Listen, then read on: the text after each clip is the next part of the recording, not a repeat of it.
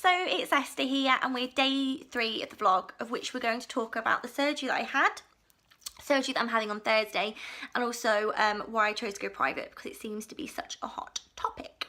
So if we go back to the beginning, obviously I kind of reached a bit of desperation.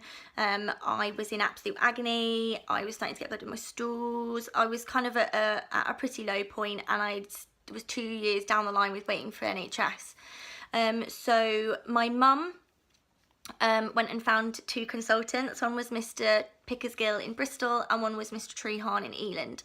And I did a bit of research into like the difference, what their treatments were, and we decided to go with Mr. Trehan. So we booked for the beginning of September our initial consultation, and during this you kind of talk about your symptoms, what the ideal outcome would be, and you also have an internal examination. So this is very similar to a smear, where they kind of go in, have a look, have a feel about. It was then that we also found out that I still had the infection that had come from my coloscopy in January 2015. It never cleared up, and that was where a lot of the pain was coming from. So he decided that should I go ahead with the laparoscopy, that they would also remove that at the same time. So we decided to go ahead with the diagnostic, which is intrusive. It is no matter where you go, where they kind of go in and have a look, and then they decide what you've got. That at the same time I would have the cauterization. So mid-October I went in and did my pre-examination, where you kind of do your tests, you go meet Mr. Trehan, talk about what's going to happen. The next day I went in at about 7 AM. And I had general anaesthetic. I was out for about an hour and a half. And what they did is obviously the cauterization, but they make 3 holes in your stomach. They kind of expand you with gas so that they can get in. They go in, take pictures. I probably had 3 insertions, one in my belly button, about 10 millimeters, and 2 in my pelvic, again about 10 millimeters. They go in, take pictures, have a look, cauterize, and as they came out. Recovery took me probably about a week. It was quite painful. Like obviously it was the gas that they used to blow you up. I was quite swollen for a while, and I did get really bad like gas in the shoulders when it's trying to come out. And then 2 weeks later we went back for like I guess a consultation about how it went. He said that he'd found endometriosis in my left fallopian, left ovary, my womb. I was at stage 4, and that he would recommend a radical excision. He also explained that I had an inverted and a dropped womb, so it was inverted but it was also dropping on the right side. So we discussed what our next option was. Obviously he explained that we could go to the NHS and how they did it on the NHS. He also explained how he did it. So we kind of went away and we looked again at the testimonials, at how he did it, and we just decided that was the right route for us. So Miss Trehan explained that the reason why it was a 10-hour surgery, so 7 hours of that is that he removes the entire lining of the womb.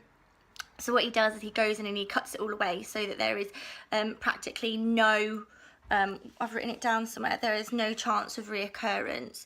I think his rate is like 4 or 5%, and on the NHS it's 60-70%. And then he obviously attaches ligaments. The final 2 hours is attaching the ligaments and pulling the womb up. I also chose Mr. Trehan because I spoke to the women on the social sites. There was one woman that I met actually in Mr. Trehan's office. She'd had to have 8 surgeries, and this is because when the NHS remove it, they laser where they see it. So for example, if they find endometriosis there, they will go in, laser, and then say 2 years later you've got endometriosis over here as well, they'll go in again and laser. And this woman I met, she had 8 surgeries, and she was at a desperation point, so she decided to go to Miss Trehan, and she said it absolutely changed her life.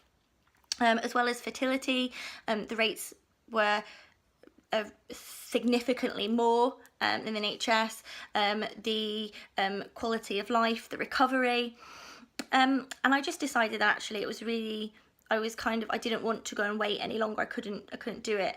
I know that there are other people that have mentioned that they were seen, diagnosed and treated within 2 months of the NHS. I was now 2.5, nearly 3 years down the line now where I am. And actually I didn't want to wait. It was affecting my life too much. I was in too much pain. And we were very lucky and very blessed to be able to do this route.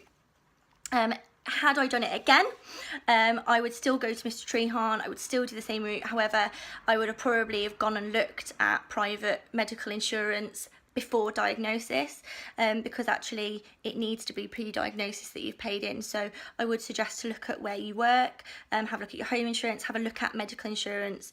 I think you have to pay in for most of them about 6 months to a year before you can be diagnosed, but it's well worth it. Again, this was the right decision for me. It might not be the right decision for everyone else. Everyone's case, everyone's symptoms, everyone is completely different. But for us, it was the right route. And next Thursday, hopefully, I should get my life back and I should have a normal period. So yeah, that's my story so far. Obviously, I'll be back tomorrow where we'll talk about fertility, women's health, and kind of how we've coped with it, because it's very mentally taxing and very physically taxing. So I'll say over and out for now, and I'll see you tomorrow. Thank you. Bye.